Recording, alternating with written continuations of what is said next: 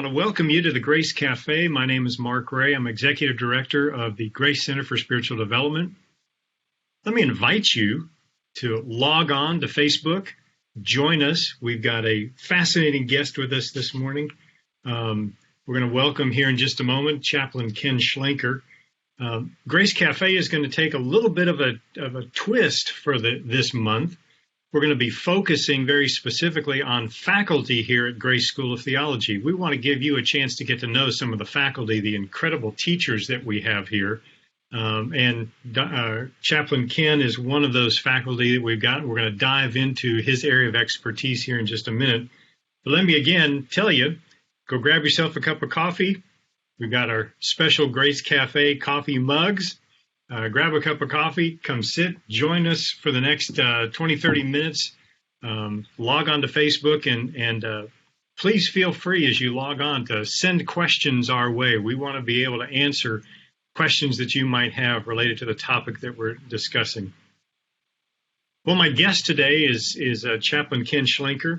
He is an associate professor of chaplaincy and the director of the chaplain program at Grace School of Theology, which we're going to talk about in just a minute because there's a uniqueness to that. He's also the founder and president of CAREForce, which is a nationwide, actually international chaplaincy network.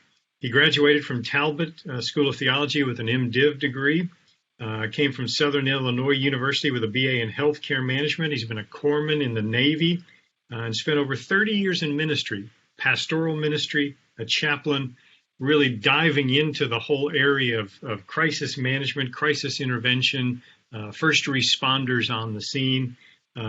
Chaplain Ken, welcome. We are so glad you're here on Grace Cafe with us today. Thanks, Mark. I'm very excited to be here as well. Good.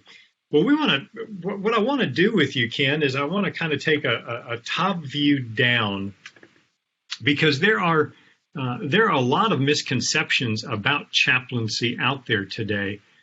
Misconceptions like chaplains are just this.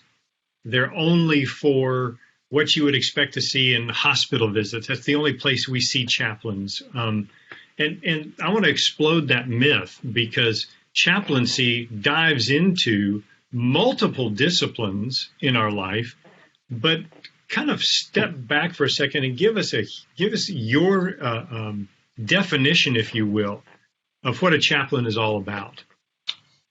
Well, I see chaplaincy as an ambassador of the kingdom of God during times of crisis. And if you can imagine or picture a bridge, and that bridge has two different sides to it. One side is sacred, the other side is secular. Chaplain is standing in the middle of that bridge. And basically, it's our faith in action wherever we are. Ministry is 24/7, 365.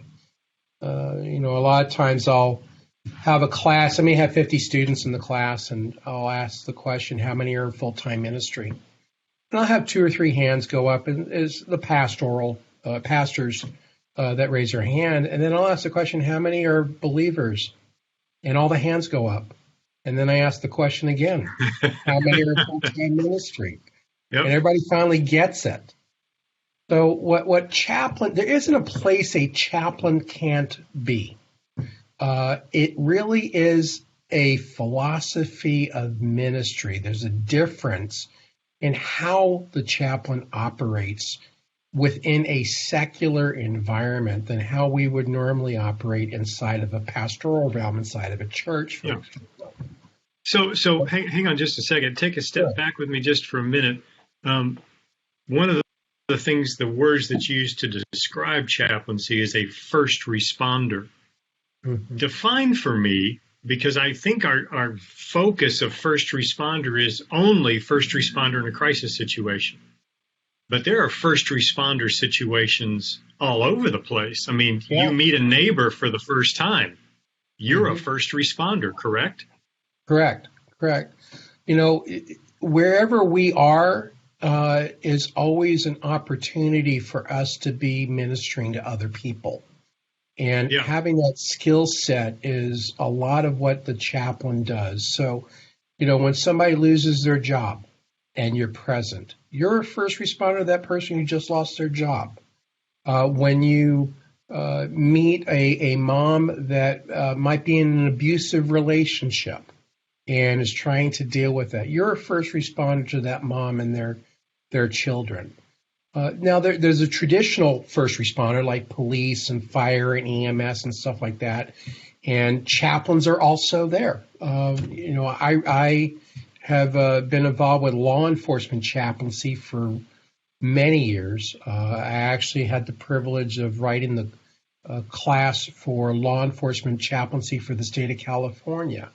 And now that I'm here in Texas, we're doing that also. But the issues that our military face when they come back home with post-traumatic stress, you're a first responder for them as well. So again, there's not a place that a chaplain can't go. It's just learning the way of ministering and having the skills to deal with the issues. Yeah. So if you broaden the vision, truthfully, what you could say is, if you believe as a believer that you're in 24/7 ministry, you're in 24/7 first responder ministry. You're in 24/7. Now let's redefine it. You're in 24/7 chaplaincy ministry. Right. Absolutely. So then, is training important? It's very important. Let me back up for something that people might be more familiar with. Let's just talk about missions. Sure. If we were going to send a missionary overseas, we want them to contextualize to the people group that they're going to serve.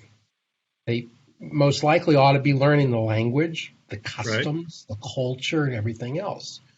Well, think of chaplaincy on that bridge. There's two different bridges. There's the connection between the sacred and the secular, but there's also the connection between care and mission. So that gives you 4 different quadrants. The context that you serve in dictates the issues and the training that you need. So, for example, we originally got started with 9/11 with disaster-based chaplaincy. So we're sending, and from a church perspective, I was a care and the missions pastor for the church that I was at in Southern California. And, all good intentions. But if we're going into that specific context or environment, there might be some skill sets that as a church member we really didn't have, like hazardous materials. If you go to a flooding like we had here, well, the water gets tied up with sewage, so now you have a biohazard. Well, how do you decontaminate yourself? You're working with multiple agencies that are first responders that are there. So something called incident command system training is required. So that's for disaster-based chaplaincy. But I have a real good friend in Riverside. He has a ministry out there that is involved with the district attorney's office. So we have chaplains with the victim advocates, the victims, and the DA, and inside of the court system. Well, they don't have to understand about biohazardous decontamination procedures, but they got to understand how to and what they can and can't do working inside of a court system. Sure. If we're in law enforcement, or we're inside of a hospital, or we're in hospice, or cruise ships, there's cruise chaplains. All of those contexts dictate the type of issues that may surface, and that then in turn dictates the type of training that you should get. Got it. It's not a one-size-fits-all. Yeah, well, or maybe it is a one-size-fits-all, but it fits so many different, let me put it this way, it fits so many different vertical markets. I mean, you've just now spoken to chaplains walk into law enforcement, chaplains walk into hospitals, chaplains walk into hospice, chaplains walk into disaster relief.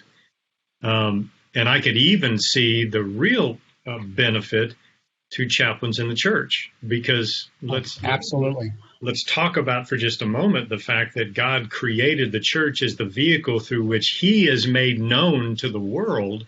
Absolutely. And through that vehicle, you're talking about people who now are first responders on God's behalf into people's lives. into marriages and children and health issues and the whole nine yards. Let me speak to the chaplaincy in the church issue. Sure. Let me just share what we did at our church. I was the care and the missions pastor. And again, we started with chaplaincy with regard to disaster-based chaplaincy. And we have some people that were very skilled, had a lot of training, and understood how to come alongside somebody who was overwhelmed because of a crisis in their life, whatever that might be. Right. And I was teaching on a Wednesday night, and I was looking at these people that were sitting in the congregation waiting for the next major event. And, part of my background, I was raised Jewish and converted to Christianity. And there's two blessings over the bread. There's a blessing over the special occasions of the year and the blessing over the daily blessing of the bread. The rabbis consider it more miraculous over the daily blessings of the bread than on the special occasions of the year. So the passage I happened to be teaching on popped in my head with that thought. And I all of a sudden it dawned on me, what are we doing? We have all these people that had all this training, but they were waiting for these major things to happen. Well, somebody who loses their job, or the mom, like I just talked about, that was in an abusive relationship, or somebody struggling with alcohol, those are major events for those people. And the other thing that I realized that we needed to take care of, I didn't just realize it, but body care. Pushing down into the body for the body to be taking care of the body. So we took these chaplains that we were sending out into a secular environment, and we looked at our small group ministry. I took all the small group leaders and taught them how to take care of the needs within their small group. Now, those needs might be more than what they were able to handle. So for every 6 small groups, we had one chaplain that those small group leaders can call on that one chaplain to help them. And when the phones got turned off at night, the phones were forwarded to the chaplain corps we had in our church to be able to assist me as the care pastor. Sure. So what we ended up doing then is we had all the small groups adopt our missionaries overseas for missionary care. So because I was the mission pastor, I was able to take the chaplain from that small group that was supporting the missionary. We sent them on the mission team to minister to the missionary in country because they're in a bubble. They had nobody to talk with. Yeah. So when they came back to me as the mission pastor, and I found out what was going on, so I knew better how to be able to serve them. They then went back to the small group that was supporting that missionary in order to have better support. The other thing that we recognized, people have grief and trauma and loss. So we started a 13-week loss, crisis, and grief trauma support group. We advertised in the local newspaper to let people know in the community that there was a place for them to come to in the church for 13 weeks to develop to help them process through their grief. All of that stuff that was happening inside, and we had the chaplains running that, by the way. All of that was happening inside the church was because we took the people that we were sending out for disasters and repurposed them for the in-reach to the body. Then we started recognizing, well, where else can these chaplains go? And then that's when we started really having an explosion of chaplaincy in the local community to the point that people ask us to enter in. So just think about that.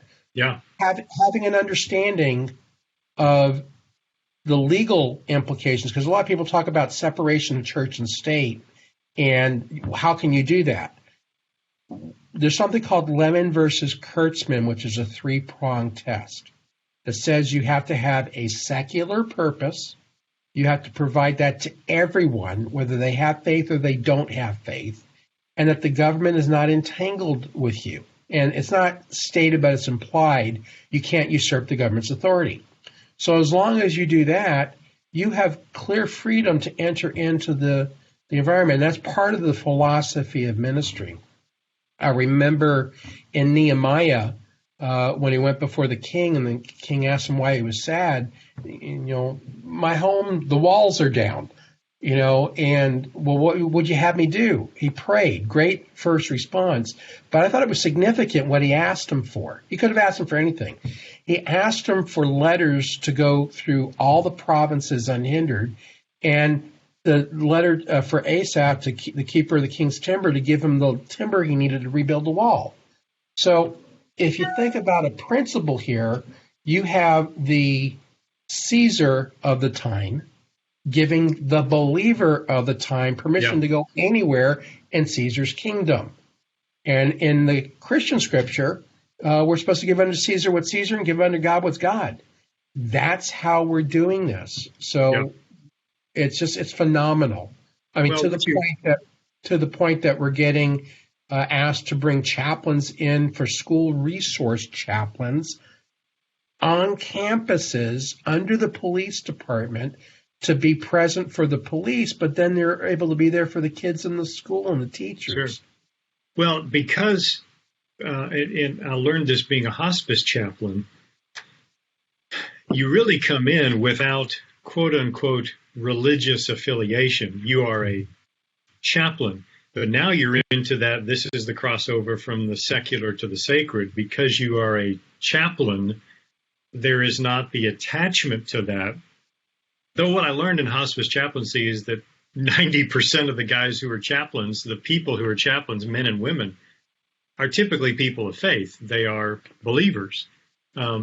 So you actually get to bring the presence of God in, and you're actually invited to bring the presence of God in without having to announce, I'm a pastor in a church. I'm clerical.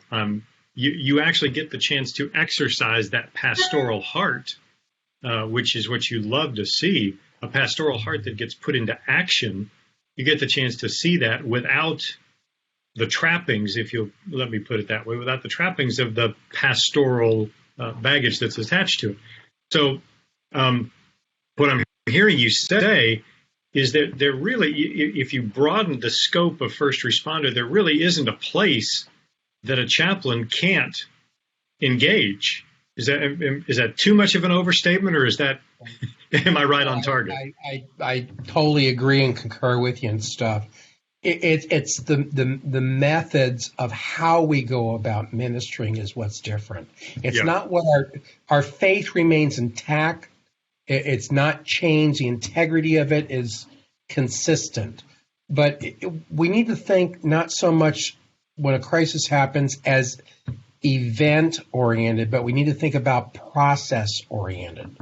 What do I mean by that is in the first 24 to 48 hours, when somebody experiences a crisis, it may become what's called a critical incident, which basically means that crisis, that event, overwhelms them.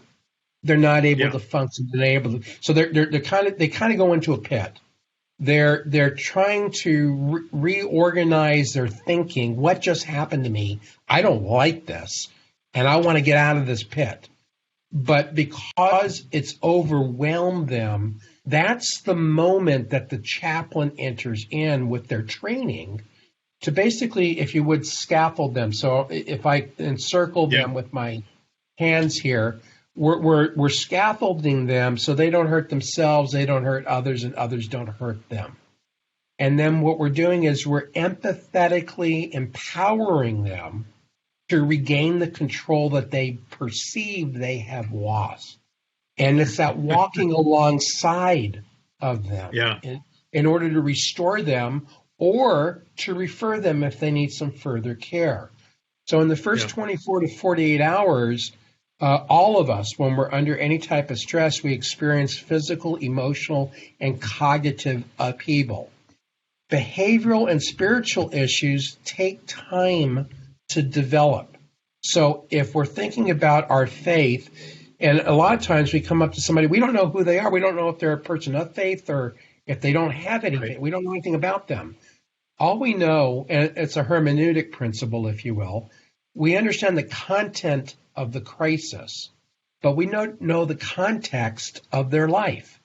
And as we most of us know, content apart from context has no meaning. So we need to have the skill set to be able to assess if it is a critical incident for them. Or if they are okay, then we're just doing what's called a ministry of presence. Yeah, just a pastoral care ministry. Yeah.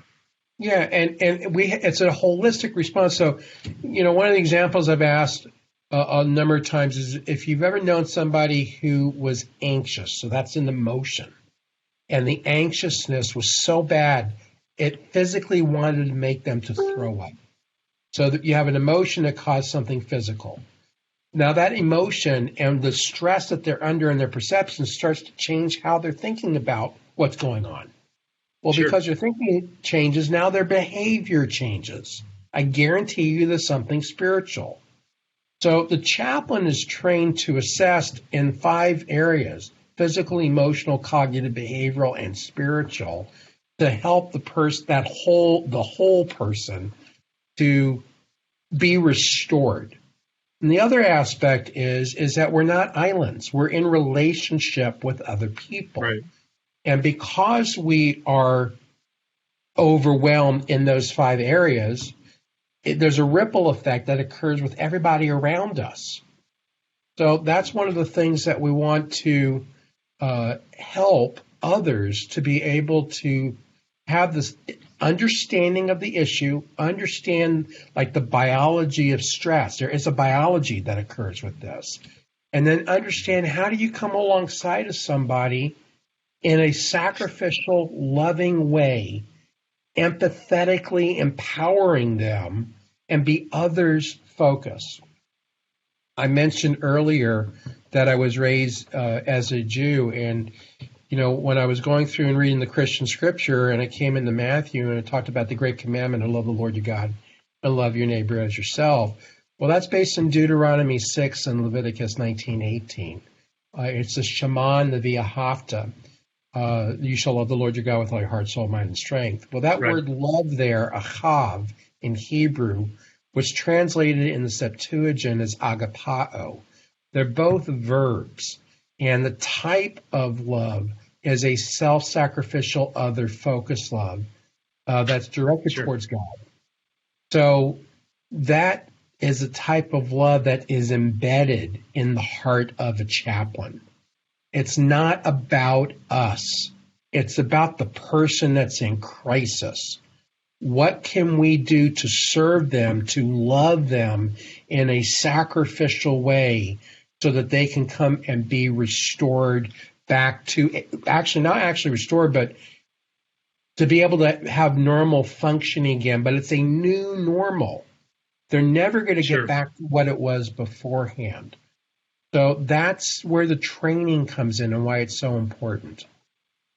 So let me move to a little bit more a 30,000-foot level and kind of land this.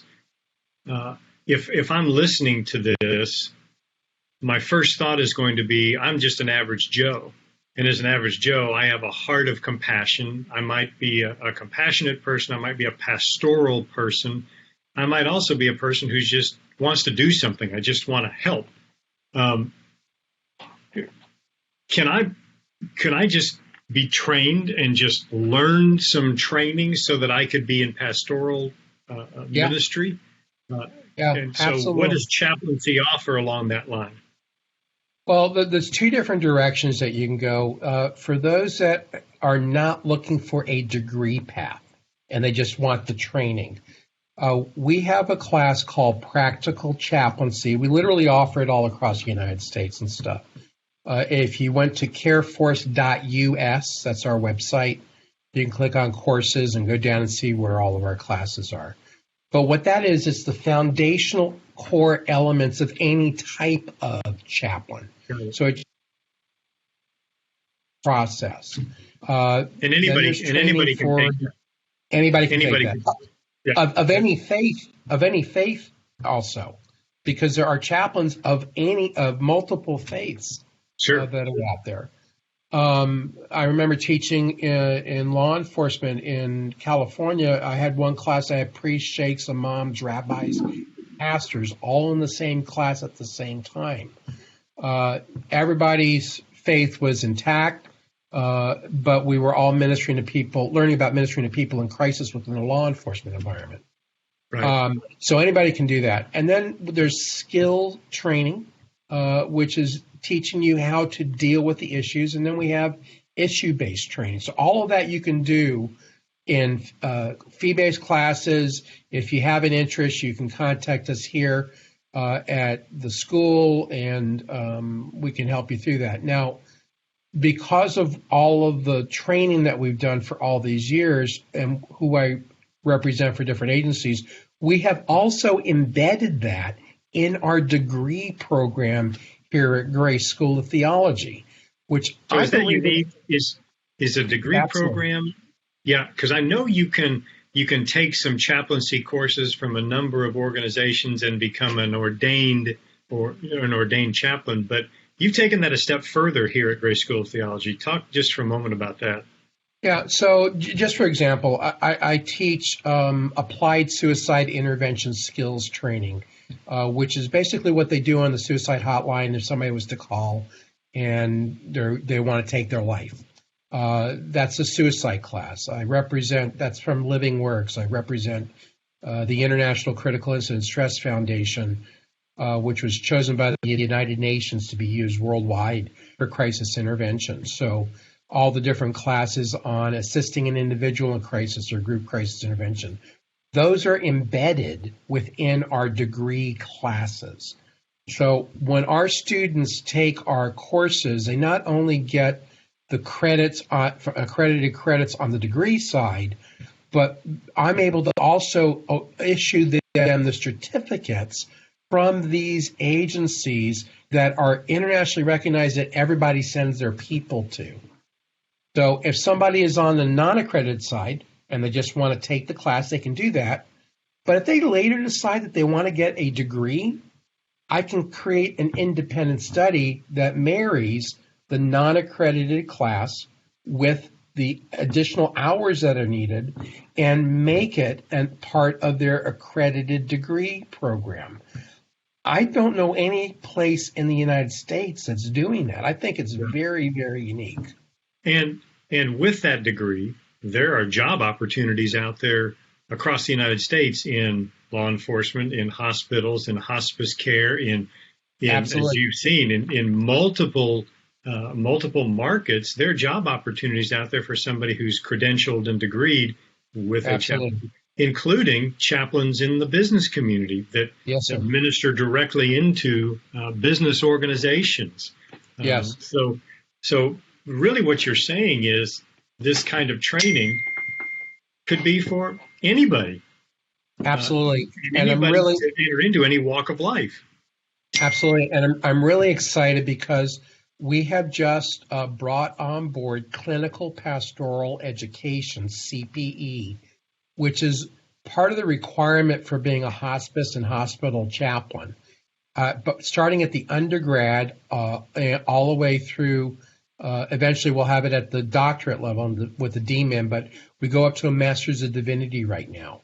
And it's in English and Spanish, completely in Spanish. And that's going to be starting here in the fall. We have a Master of Arts in Military Chaplaincy, which fulfills a DoD directive for our military veterans. And we're working with a number of organizations. One of them comes to mind is the Stronger Alliance, which has, they just did a movie called We Are Stronger with a military vet that comes back with post-traumatic stress. We're working with Calvary Steel Ministries here, which is a church plant that's focused on military veterans, on helping them with post-traumatic stress as well. So we see this as a potential career path for our military veterans, because if they enroll in the school, they can use their VA and their GI benefits in order to get trained up to be a chaplain in hospice. And if they get a Master's of Divinity and do all 4 levels, they can also then go into hospital-based chaplaincy. So I'm so excited about all this. Yeah, I mean, you're really talking about every single area of life. You've now Yes, talked sir. about church ministry. You've talked about military. You've talked about schools and everything that's happening with suicides. You've talked about hospitals and hospice care. You've talked about mental health issues. There really isn't a walk of law enforcement. There isn't a walk of life that is out there that this doesn't enter into. The marketplace, business people, your neighbors, the training and the resources that are there to be able to allow you to be trained to move into pastoral care in those communities. I will say one other. There's a whole sports market out there. Yes, sir. Chaplains for sports teams, chaplains for both high school, college, professional, where you're getting a chance to actually bring faith. I'm going to just use that as a broad term, but bring faith into those communities where you don't naturally think of that's going to be there. The beauty of it is we think of these normal places, like you might get a chaplain who says a prayer with a sports team before a game. But what you miss is that chaplain can also minister to every single person on that team. Same thing in a business community, same thing in a school. You get the tragedy of a suicide. Right. Teachers need that. Parents need that. Kids need that. Administrators need that. What it really begins to do is it says, now there are trained people who are known in the community that the community can turn to no matter, especially if you broaden the view of what a first responder is. Now all of a sudden chaplaincy can enter into any place, anytime, anywhere, and utilize that training to minister to people and bring them, restore them to a place of health and better well-being and more cognizance of what's available to them. That's fascinating. Just And fascinating. what I'm excited about is the collaboration that CAREForce has with the Grace Center for Spiritual Development and the Grace School of Theology. I'm glad you brought that up. Yeah, I'll just notice my let's just drop that one in there. Have your coffee and let's talk about collaboration. Exactly. So what this allows us to do for everybody that's listening is we can bring this training to you.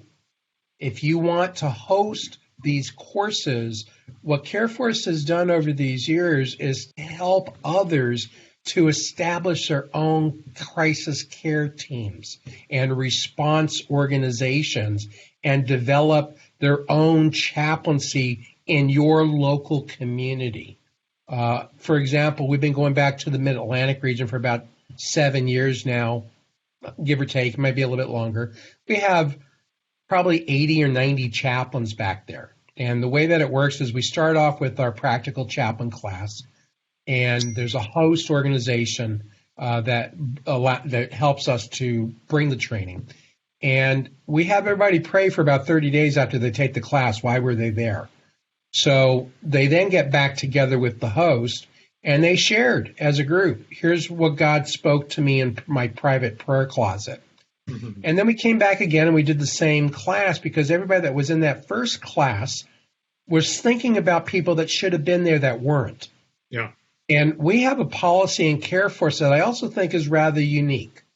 Once somebody has paid for a class, for most of our classes, not all, but for most of our classes, they're able to come back for free forever, anytime and anywhere we are.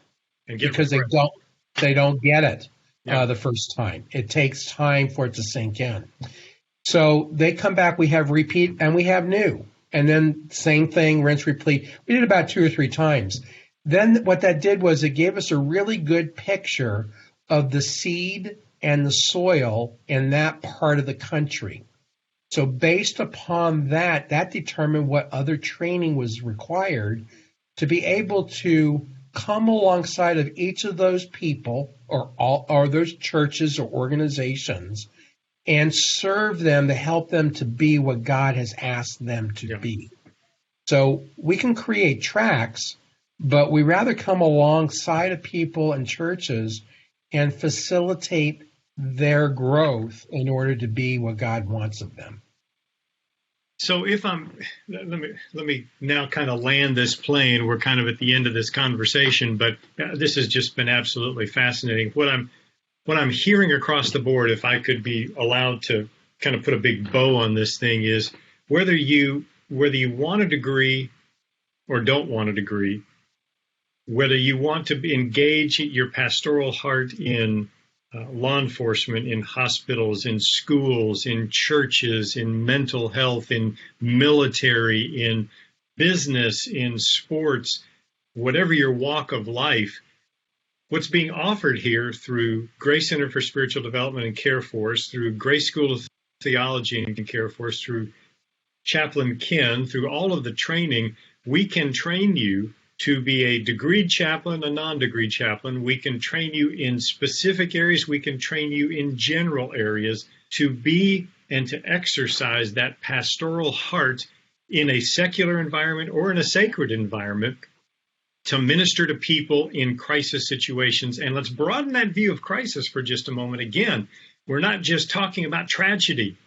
We're talking about any upheaval, any change in your. I've just moved. Wouldn't it be wonderful there if there was a chaplaincy of moving? Yeah. Because you talk about turning your world upside down. You're getting ready to move too. Yeah, I would like that chaplain here, please. A chaplaincy of moving to help us understand this too will end. You will settle. Let us put you in touch with people who can do that. Anyway, I joke about that, but really the general frame of reference is it doesn't matter your walk of life. It doesn't matter where you want to minister.